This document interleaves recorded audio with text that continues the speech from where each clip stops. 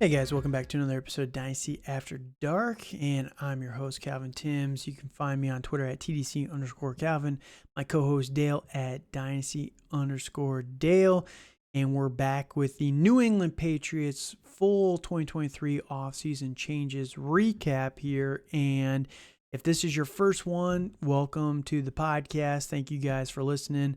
We're going to be doing these all month long for every single team in the NFL, all 32 of them. We've put out a couple of them already. If we haven't got to your team, your favorite team, it will be coming. I do promise that. But in the meantime, we're going to be going through all the coaching changes, all the free agents that they lost, all the free agents that they added, the draft, and then giving our thoughts for these skill players for Dynasty for this year and beyond. This isn't necessarily a ranking show, but we are going to be giving some context and recapping all the changes and how we think that it's going to impact the team as a whole. You can find the podcast on YouTube, Spotify, Google, Apple, anywhere the podcasts are found. If you're there, please leave a like, comment, subscribe to the channel. We're going to be putting out a ton of content. Any extra content that we've got coming out, any breaking news that happens this month, we're going to be putting those out in the afternoons. We'll be doing 2 days, just like the NFL players, ramping up in training camp. But yeah, it's a lot of content. And Dale, how we doing today? I'm feeling great, and I'm excited to talk about your favorite team today, and My in my my tie and favorite team. Yes, yeah. well, yeah, No, they're probably well, my and favorite. and then we'll be talking about my least favorite team. I despise these people so much. Yeah. So, No, the um, the Patriots, man, I gotta say, as a fan of the Patriots, it has been hard my entire life from a fantasy perspective because they don't care. They just do not care. So, I think I mean I understand we're on a dynasty podcast, fantasy football, but I think I would trade almost all the dynasty football championships I could for watch my team win the Super Bowl and 10 be times, or wait, relevant. no, sorry, be in the Super Bowl 10. Yeah, yeah, yeah, and just be relevant. Yeah, Yeah. yeah. Like it's crazy. Like I would much rather have. Yeah, it's pretty But crazy that they were to the Super Bowl 10 times in my life. yeah, it's insane. So you can't Gross. complain. You cannot complain. Yep. So, Yep. It's um, pretty gross. all right. So let's jump into the coaching changes, and the big one that we're gonna spend a little bit of time on here. They brought in Bill O'Brien, former Houston Texans head coach, former Alabama Crimson Tide offensive coordinator, and he's taking over the offense from Joe Judge and Matt Patricia. Now, this is the biggest thing in since sliced bread. This is Yes. huge. Like everyone that's been Huge. down on this offense, it's because this is what's crazy to me in this entire offseason. I've been waiting for this podcast because this is my team and I get to kind of wax poetic about them, right? So um, this entire offense, people have been making comments about the players, and it's like, oh, this player's not good. And it's like, you can't take anything from 2022 moving forward. The offense last year Hmm. was run by a defensive coordinator and a special teams coach. That was our offensive coordinators. You cannot Yep. take anything that they did with any grain of salt. Like, you have to take all of it and just throw it out the window. So, like, everyone is saying, oh, Rhamondre Stevenson is in line for 1,000,000 touches. Oh, but Pierre Strong is also going to be used a lot. Oh, but our other running backs are going to be used a lot to spell him all over the field. It's like, guys, you cannot use last year as a precursor for what's going to Hmm. happen. Bill O'Brien was a good offensive coordinator, or he was a good offensive coordinator in Houston, good head coach. You give him any GM responsibilities and things go to hell. But when he's just Yeah. in charge of the offense, that team was always competitive. And you pair him with, Bill Belichick, Steve Belichick, and this defense, it's going to be nasty. It's going to be a good team. People are down on the Patriots, and I am very confident that we're going to be making playoffs this year, personally. So, what are your thoughts on Bob? I think it's a definite upgrade on the offensive side. I mean, you basically had Dumb and Dumber running the offense. Yep. I think a small child could have ran on offense better. Mm-hmm. It was pretty gross. I think my favorite play of last year for them was when Jacoby Myers yeeted the ball backwards. Yeah. Yeah, in that Raiders game. That that straight basically to summed up. straight to Yeah, the defensive player, which was yeah, great. yeah, it was Lost us the awesome, and game. that yeah, it basically summed up their whole offensive last year. Yep. It was bad, but I think it's a definite upgrade, and they made some changes with some of their with some of their receiving core to really to hopefully potentially help out Mac Jones. Yeah, so we'll jump into the player changes here, but again, I think that it cannot be understated how big of an impact Bill It's O'Brien's going to have on this huge. It is offense. huge. And also with that, just stop projecting last year's offense on this year's Yeah. season. Like I've seen so many comparisons of the stats from last year just painted on this year. Well, this is what they did Mhm. last year. Throw it out. Just stop. Start over. Start over. All right. So that said, the players that they added or re-signed this season. So Jonathan Jones, cornerback, we re-signed him, and we're going to go through all of them. We're going to go through the defensive side of the ball, but we're only going to be talking about the offensive players from a real dynasty perspective. But we're not going to ignore the defensive players. We're going to, if it is good for the team, we'll mention it in that context. So stick around. We're going to be talking about all of our dynasty thoughts here at the end after we recap all the players. But again, Jonathan Jones and Jalen Mills, the two cornerbacks, we re-signed those guys. Daniel Ikula, defensive tackle, we re-signed him. Cody Davis, a free safety, we re-signed him. We re-signed Raekwon McMillan. Added Chris Board, linebacker, Mac Wilson, linebacker. We brought in those guys. Joe Cardano, which is a long snapper. We did re-sign him as well. Confused by I haven't seen LS very often. We brought in a new punter to replace our punter. Nobody really cares there. Trace McSorley as a backup quarterback for Mac Jones is kind of interesting there. We brought in James Robinson, the running back. We also lost James Robinson, the running back, so rip in peace. R.I.P. Jabril Peppers, the safety, we re-signed him. Calvin Anderson, tackle. Riley Reef, the tackle. Riley Reef is interesting. He's kind of he's a depth guy. He's not that great. I've been railing on him not being a starter for a while, but he's good in rotation. I'll say it that way. We brought in those two tackles. 100%. And the big one, we brought in Mike Gesicki from Miami, your Miami Dolphins, as a tight end for our two tight end sets. Anthony Ferkser, we also brought in him. And then the last guy is Juju Smith-Schuster. So those are the free agents that we brought in, kind of re-signing a lot of our guys, not a lot of new guys that were brought in. But yeah, the big one I think is Juju to replace Jacoby Myers, who we did lose there. So any thoughts on the guys we brought in really quickly? I would say that it was a definite upgrade of getting Juju over Jacoby Myers. I think Jacoby was overrated in my opinion. Sure. And I think he's a solid 2, maybe. Like he's not a bad receiver, but he's definitely Right. not the one. Right. And with that, like I hope Juju can be that shining star that he once was. Yeah, and we'll talk about him here in just a minute, but yeah, I'm very high on Juju this upcoming season. So a couple players that we did lose, Joan Williams. I'm not exactly sure how he's. It's a unique first name. Cornerback. He was one of our better quarterbacks though, so it kind of sucks to see him go. Again, we lost Jake Bailey, a punter. Nobody cares. We did lose Brian Hoyer, the eternal Brian Hoyer, 37-year-old Yes. Brian Hoyer. We lost Damian Harris, and this is the reason why people are so high on Rhamondre Stevenson, but we'll talk about him in just a minute as well. We lost tackle Isaiah Wynn. That's where Riley Reef kind of comes in to replace him a little bit there. We did trade Jonnu Smith to the Atlanta Falcons to pair him back up with Arthur Smith. Replace him with Mike Gesicki. You can't complain there. but we lost Jacoby Myers, who you alluded to before. We lost Nelson Aguilar. And then we also, like I said, we lost James Robinson. We also lost a couple of other players. We lost a right tackle, Marcus Cannon, and then the eternal Devin McCourty. The McCourty twins are now both retired.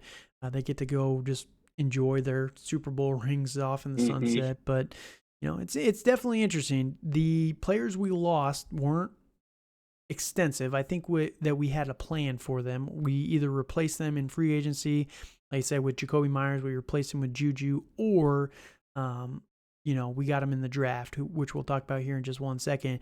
Now, the one interesting thing is we don't know at the time of this recording where Dalvin Cook or DeAndre Hopkins. Right. Yeah. And New England is a finalist, supposedly, on DeAndre Hopkins' board. So when that news breaks, we'll be releasing a separate podcast to recap that news. But DeAndre Hopkins in this receiving core, we'll talk about it here in just a minute, would be a big addition. So they're definitely kind of needing one more piece. So him paired back with, it is ironic that the two of the finalist teams are Cleveland and New England, so Bill O'Brien and Deshaun Watson. So there's that piece of it, but definitely interesting. Yeah, definitely. So some potential additional guys might be coming, but yeah, nothing major that we lost that we didn't at least replace this last offseason. So any last thoughts, and then we'll jump into the draft? Nope. All right, so draft players that we did add: first round, Christian Gonzalez, cornerback out of Oregon. In round 2, Keon White, a defensive end out of Georgia Tech. Round 3, linebacker Marte Mapu. Center Jake Andrews, kicker Chad Ryland, and guard Sidi Sow. In the 4th round. In the 5th round, Antonio Mafi. I thought this was a steal in the draft, to be honest with you. I really liked his talent, but he fell to the 5th round, so obviously the NFL knew something that we didn't. Kayshon Boutte in the 6th round. Not great news out of offseason so far. He is straight booty. Right. Bryce Behringer, a punter. Demario Douglas, another wide receiver in the 6th round. Amir Speed, a cornerback, and then Isaiah Bolden, another cornerback, and those are the last couple of picks. So, I like that we added a lot of – this was a quintessential Bill Belichick draft.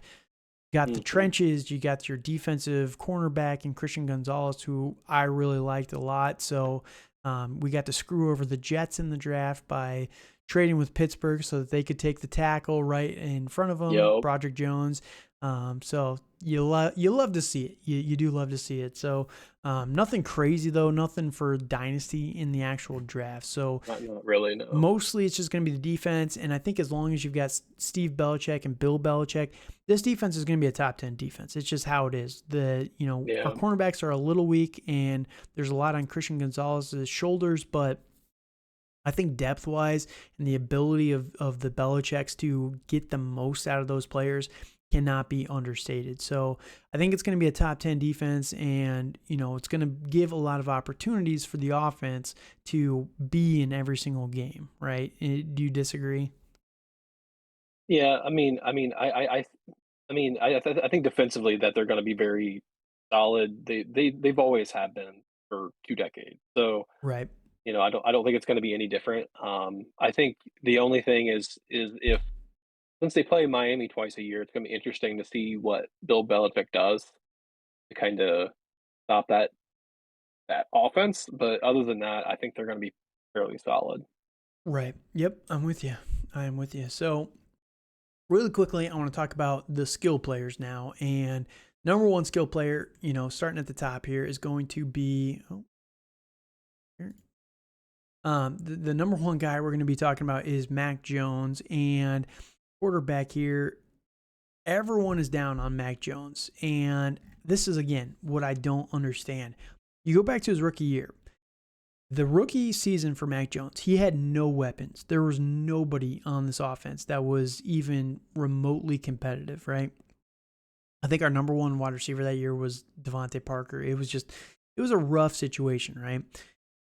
Last year, but still, in his rookie year, 352 passing completions, for 3,800 yards as a rookie is pretty solid. Good number of yards. Only 22 touchdowns, 13 interceptions. Not the greatest there. You want to kind of see a little bit better of a ratio. But then last year, and the reason why everyone's down on him, 288 completions, one of the worst in the NFL, for 3,000 yards. No rushing upside from Mac Jones. There's none. But 14 touchdowns to 11 interceptions. And yeah, it's just, everyone is saying, oh, well, Mac Jones just isn't very good. He's not very good. He was fine enough. He was the quarterback number 18 his rookie season. Quarterback 18.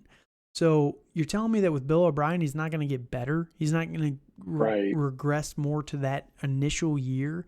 Now, the biggest thing for fantasy football, I don't think that Mac Jones has any mobility whatsoever. Like, they're just not going to give him the ball. He's not going to run. He's not going to... he's never going to have more than 200 yards rushing probably unless he gets really lucky, right? So you're banking on touchdowns, you're banking on yards for fantasy football, right? And I think that he has enough here with Bill O'Brien to return on his current value. He's quarterback number 27 in ADP, and I think that he could massively jump up. I think he's going to finish the season around 13 or 14. Like, talent-wise, I think that Mac Jones is better than Tua. I do think pure talent-wise, he's better than Tua. It's close. But if Tua can be a top 12 guy with the weapons, right, I think that with the scheme, Mac Jones can get close to that. I don't think we have the weapons that Miami has, right? But I think that with the scheme, it's going to really elevate him closer to what Tua is, right? And that's where I think people are overlooking Mac Jones pretty heavily. What are your thoughts?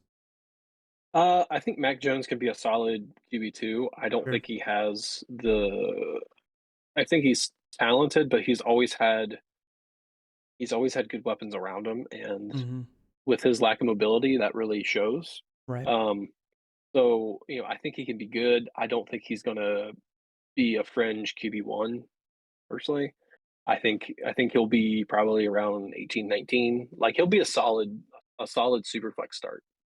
Yeah. And in most leagues, that's really what you want, is just a solid super flex starter, and I think he'll be it. Yep, I'm with you. I'm with you right there. So, I think Mac Jones has a lot. Again, he's currently the quarterback number 27. I just think that that's insanely low for Mac Jones, who, as a rookie with a good offensive coordinator, finished as a top 20 quarterback, right? I think we're going to see that this upcoming year. So, pivoting over to the running backs here, and this is where, again, I think it's a little crazy that, I like Rhamondre Stevenson.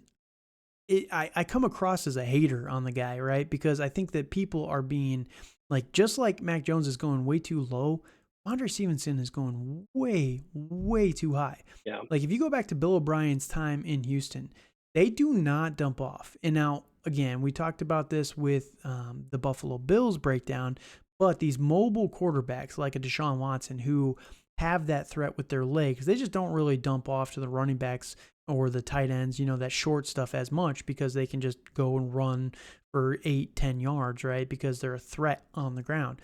Mac Jones, you don't have to worry about that. So he's going to dump off a little bit more, but Bill O'Brien's offense just does not utilize the running back in the same way. They don't scheme it the same way as what we've seen in the past, right? And when you get to the receivers, which we'll touch on in just a minute, we have enough guys there to fill all the different holes in the receiving core that I don't think that Rhamondre is going to be utilized the way that people are taking the camp reports to mean, right? Rhamondre is a very dangerous weapon. He is. It's not negotiable, right? He's a very good player, but, his RB7 finish last year came off of 84 targets. He's not getting that this year. I can promise you that. You've got other running backs in Kevin Harris, who is a little bit more of a ground and pounder, but Pierre Strong Jr., who is a very, very good pass catcher. Ty Montgomery, who's kind of a hybrid as well. He's been getting a lot of love recently too. We have J.J. Taylor, who Bill Belichick has loved for a while. But this is just the game plan that Bill Belichick's done for many seasons now. It started with, Damian Harris. He was a third-round pick, and people drafted him, and they go, why did you draft this guy? You didn't really need him because he was behind Sony Michel at the time. And then Damian Harris becomes the lead guy, and they draft Rhamondre Stevenson. And people go, why'd you draft Rhamondre Stevenson? And then they transition into Rhamondre being the lead guy. And last year, Pierre Strong was a third-round pick, and they go, oh, he's not going to be anything. Why would you draft Pierre Strong? And now he's going to be Mm-hmm. the next guy up. It's just how Bill Belichick runs his offense. Is there Yeah. anything that am I crazy here with my Yeah, running yeah, backs? no, I completely agree with you. I mean, Bill sees players as pieces, not necessarily names, I guess you could Right, say, like, they're just cogs in the machine. right. Yep, And as long as you prove your worth in this offense, you'll be able to do pretty well. So, I mean, I think Stevenson could have a fringe RB1 season. I think he was what, running back 7. 7 last Yeah, year. yep, Yeah, so I mean, I do think he's going higher than he should. yep. I mean, I do think he's very talented, but I think you just need to be a little just buyer beware a little bit on what you're getting, because if he doesn't do well, or he has a couple fumbles, if he drops a couple Yeah, passes, right. he's not going to be in the starting lineup as much. Right. So, really, and we're running a little late here. I've been waxing poetically too much, I guess. So Hmm. we'll try and pick it up here. But of these running backs, who's the one you would take a stab on stashing as your number 2 in this offense? Kevin I Harris, would Pierre say Strong. I would say Pierre Strong. Okay, He, I'm he's with been you. getting a lot of, like, he's been getting a lot of smoke this offseason, and I think he's going to be the guy up in these third down roles. Yeah, And again, as long as he doesn't pull I think, what was it, Eric Gray? yeah, yeah. You, you know, uh, Yeah, I know who you're talking about. yeah, yeah. Yeah, That's what not was his that name, guy's but name? that's Yep, beside the point. you're right. Yeah, But yeah, as long as he can it's hold on to yeah, the ball, you're yeah, fine, right? So, yeah. Pierre Strong Jr. He literally cost me Bijan Robinson in my work league last year in the great Hmm. tank off game. So that was Yep. fun. So this guy better be a Hall of Famer. That's Hall of Famer. Yes. that's all I gotta say there. So all right, jumping over to the tight ends and the wide receivers. Receivers, it's interesting. We've got Devontae Parker. Matt Slater still is our special teamer, the immortal Hmm. Matt Slater. We've got Yeah. Juju. We've got our second round pick last year, Tyquan Thornton, Keishon Butte, Kendrick Bourne, who had a good connection with Mac Jones when they did Hmm. play together. Demario Douglas, the sixth rounder that we drafted this year. Not the greatest group of wide receivers. That's where, again, DeAndre Hopkins would make a massive splash here. But the good news is, I think Mike Gesicki and Hunter Henry are amazing duo of tight ends, because Hmm. a lot of people are going to look at those guys and say, "Oh, well, you got two pass catching guys," but they play different roles, right? Hunter Henry is the inline blocker. The Mike Gesicki is the off ball type of guy. He's not going to be playing in line blocking everybody. He just isn't good at that. And we've seen what he can do when he's given an opportunity. So I think that these Hmm. guys are kind of a yin and a yang at this position. And, Right. if you go back to Bill O'Brien's time in Houston, it was a very tight end centric offense, especially in the red zone, right? So I think that the offense is going to run through these two in the red zone, and it's going to take a lot of pressure off of the receiving core.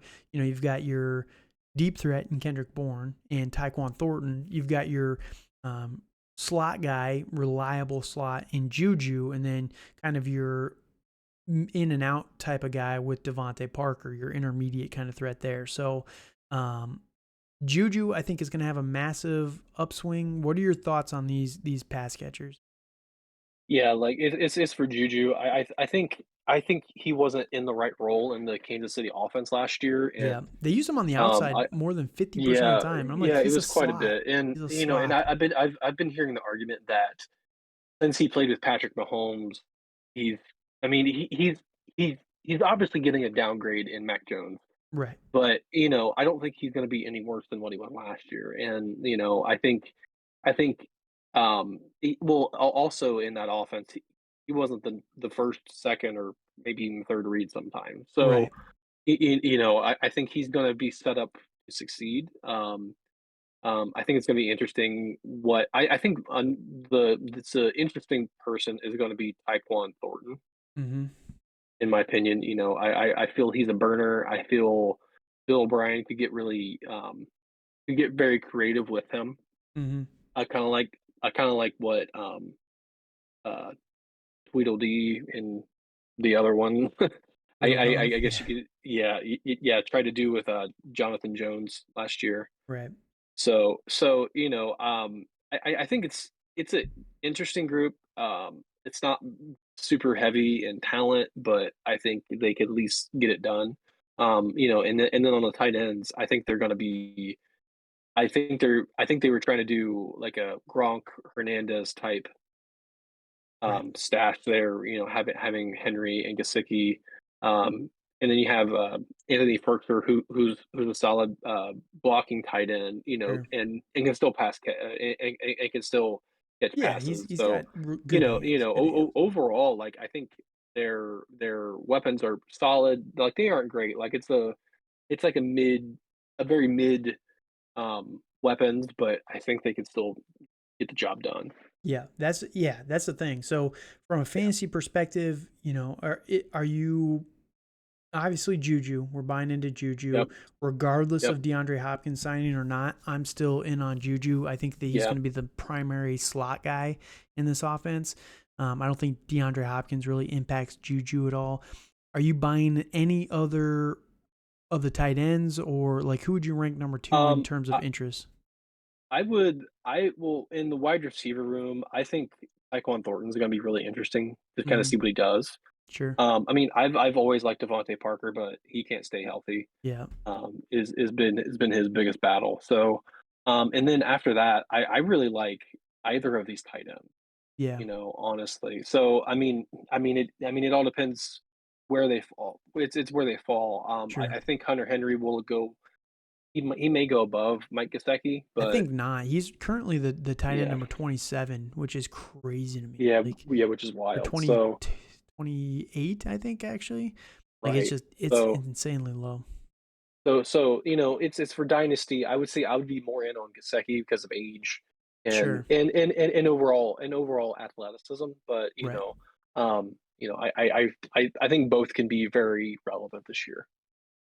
Yeah, I'm with you. So there's definitely some potential value. I think these guys are going a little bit lower than, again, what you've got the weird juxtaposition of Juju and Mac Jones are going way lower than they probably should. Some of these pass catchers are going way lower than they should. But then you've got Rhamondre Stevenson going way higher than he should. And it's just the entire dynasty of the value of the New England Patriots offense is out of whack. And I think that it's going to be interesting to see how it kind of falls back into place. So, Right.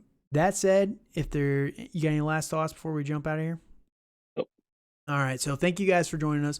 Sorry for going a little bit over time here, but I get fired up on my Patriots, and I think Bill O'Brien is going to make a massive impact for this team, and it cannot be under stressed enough. But that Mhm. said, thank you guys for joining us. If you're listening on YouTube, Spotify, Apple, wherever you're listening, please leave a like on the video, leave a comment, anything you can.